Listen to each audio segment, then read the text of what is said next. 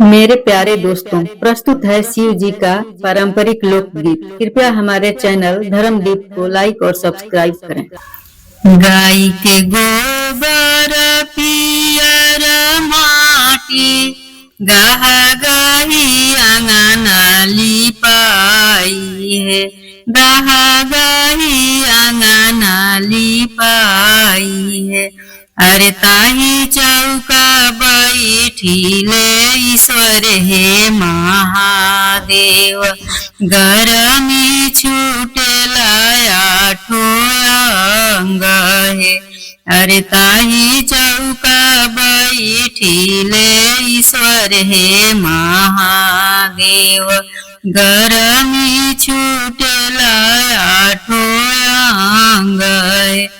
अरे बाहर बाड़ू की भीतर गौरा दे मोरा मुखे बेनिया डोलावे। मोरा मुखे बेनिया डोलावे।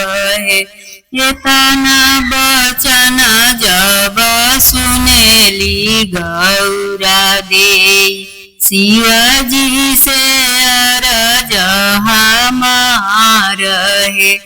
एतना बचन जब सुनेली गौरा दे शिवजी से अरज हमार है। कैसे में बेनिया डोलाइए महादेव। मड़ावा भरल सब लोग है। मड़ावा भरल सब लोग है। एतना बचन जब सुनिले महादेव बसा पीठी भैनिया सवार है। बसा पीठी भैनिया सवार है।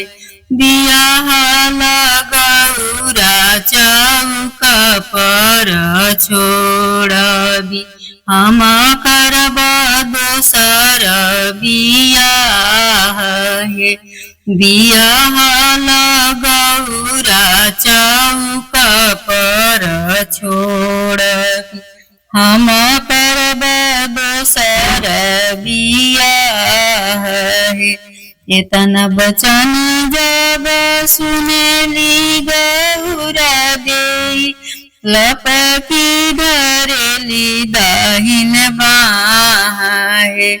लपकी धरेली दाहिन बाह है।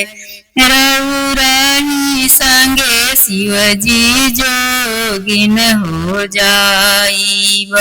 ना संगे माई ना बाप है। रउराही संगे शिवजी जोगिन हो जाइब।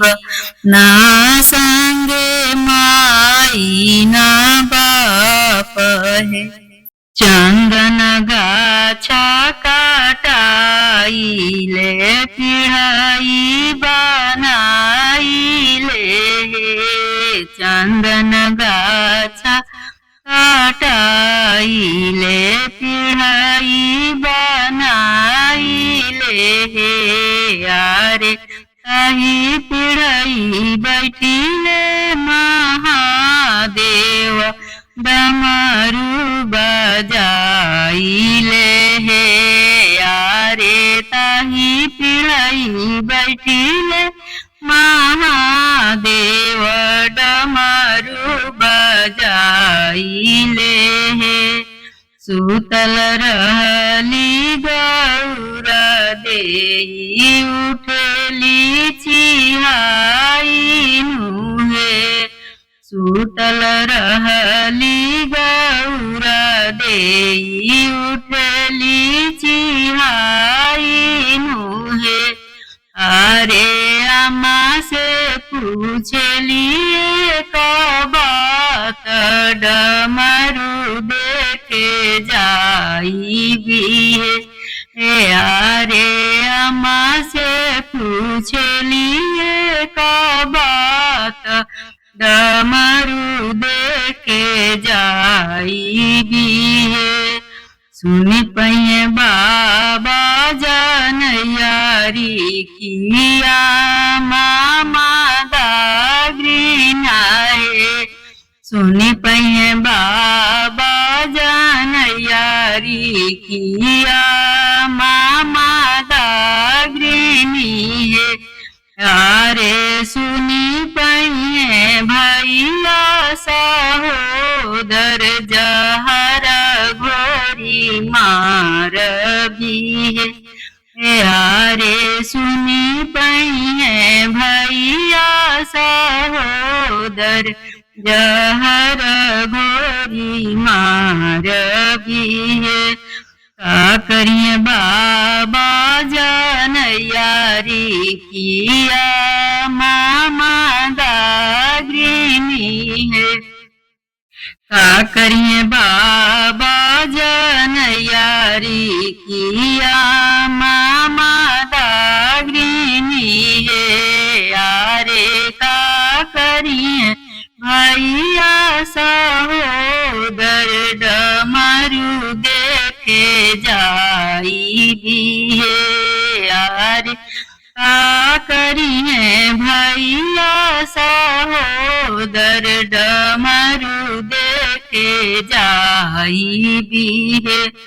यारे आइल बाड़े जन्म के तपसिया डमरू देखे जाई भी है। यारे आइल बाड़े जन्म के तपसिया डमरू देखे जाई भी है। चंदन गाछ काटाई ले पिड़ाई बनाई ले।